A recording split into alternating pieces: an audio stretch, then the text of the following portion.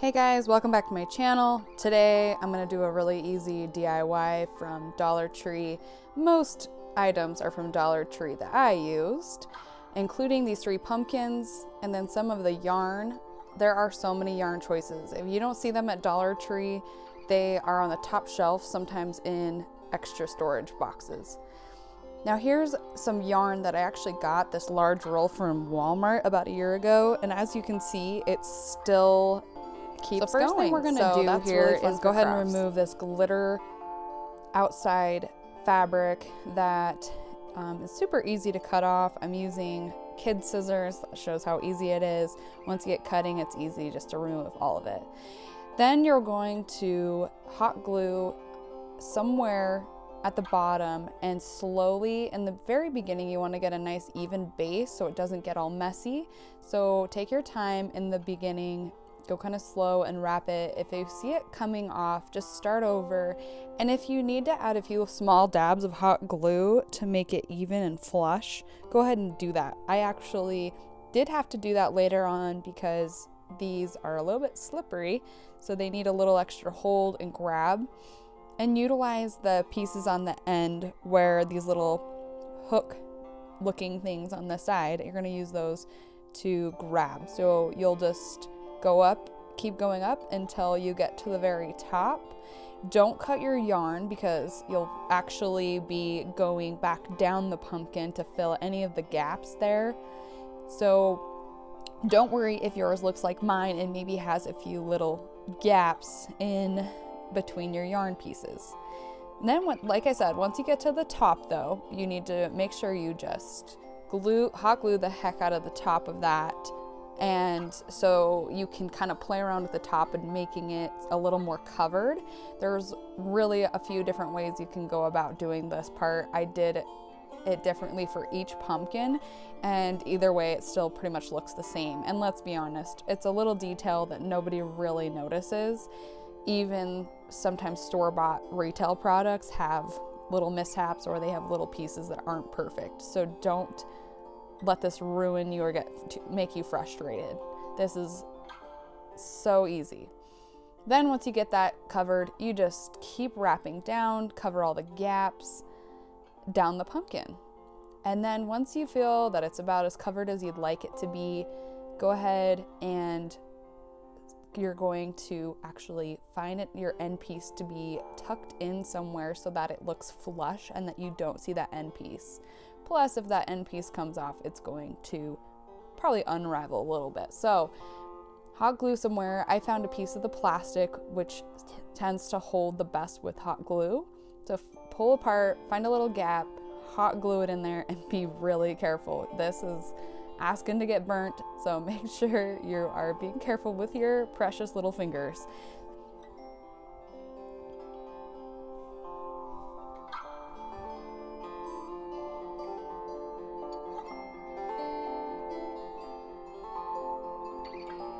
All right, and as I had mentioned, when you get done, if there are pieces that are a little off, go ahead and fix them.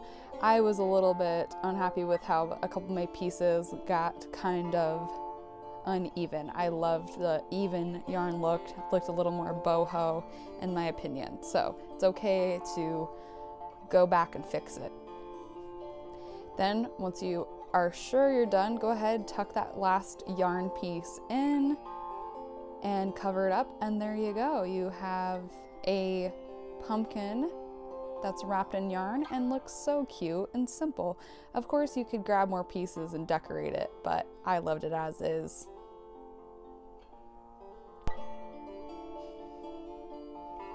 All right, and now we're going to do one with the Walmart twine. It's so cute. Oh, I love it for fall.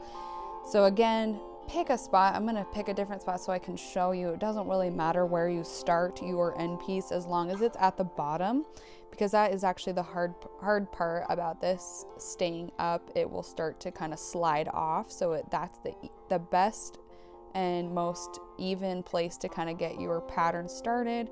Same thing as last time. Get a good base going at the bottom where you get it lined up.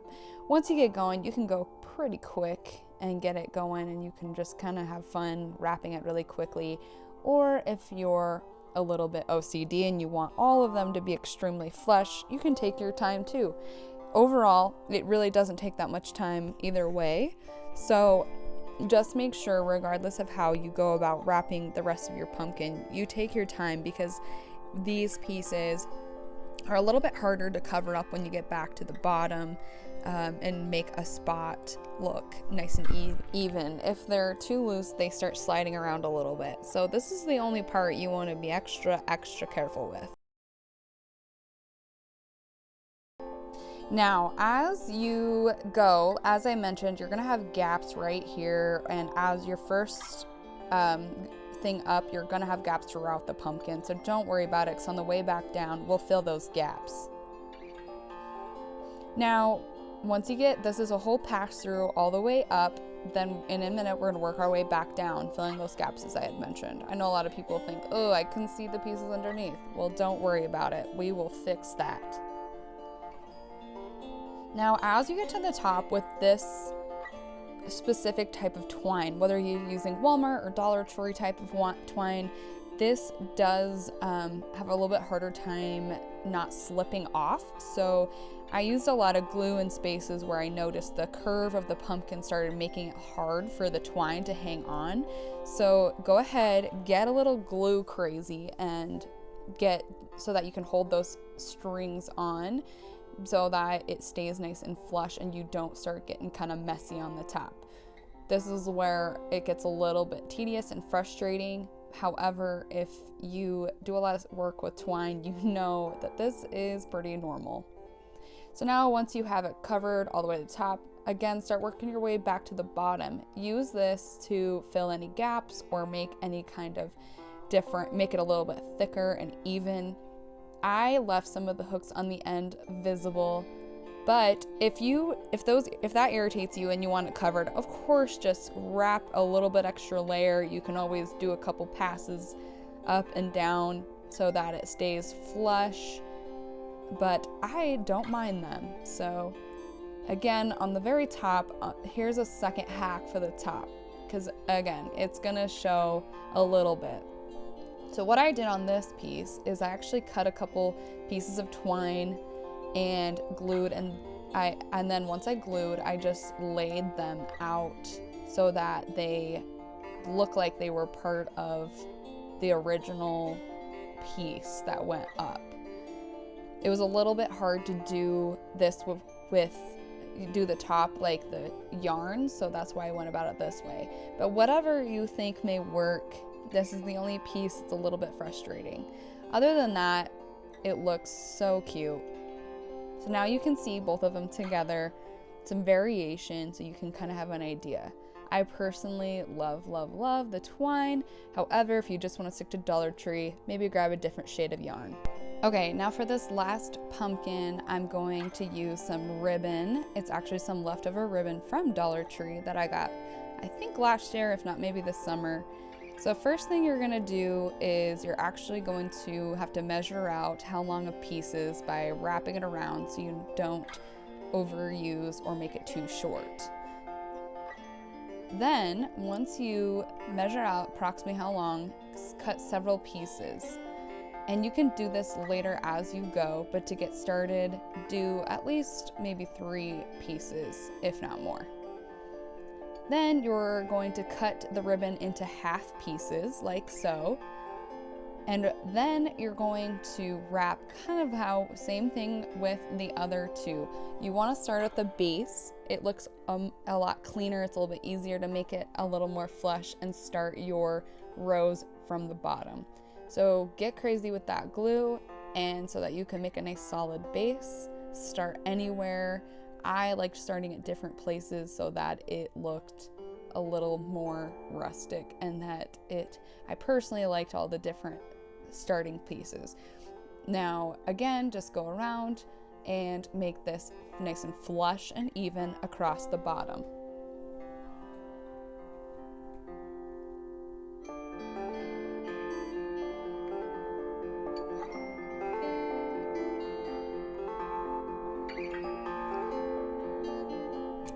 All right, now once you have that piece on the bottom all the way across, you can go ahead and start overlapping and layering.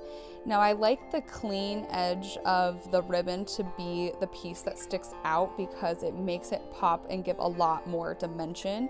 Also, everyone knows with whether it's ribbon or burlap fabric, they start to fray, so I didn't really want those to be the end pieces just because they can start to fray really bad and peel apart.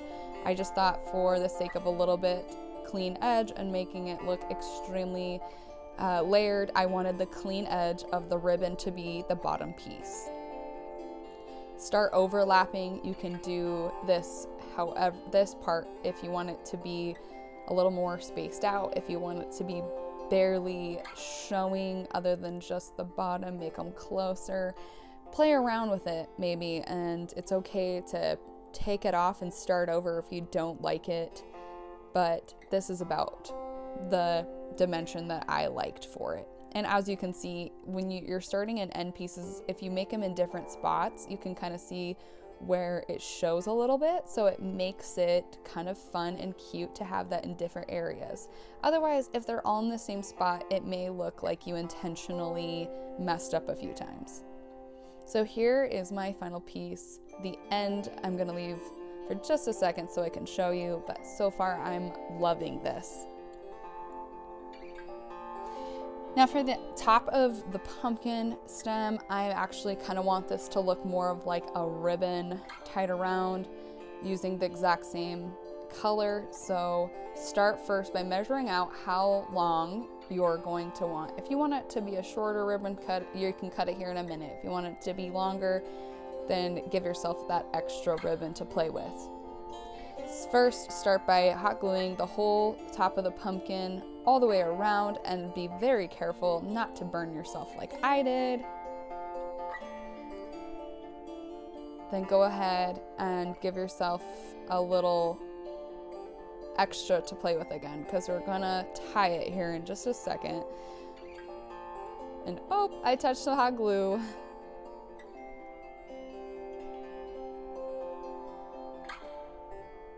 All right, so once you have that and it sits for just a second, if you go ahead and just tie a knot, it makes it look a little bit more bow-like. And as I had mentioned, if you want it to be a little bit longer, maybe give yourself a lot more room. You can actually make a bow if you want. Then cut the end pieces. It's always so cute to give it an angle. Make sure that they are cut at the same side length so that it doesn't look lopsided.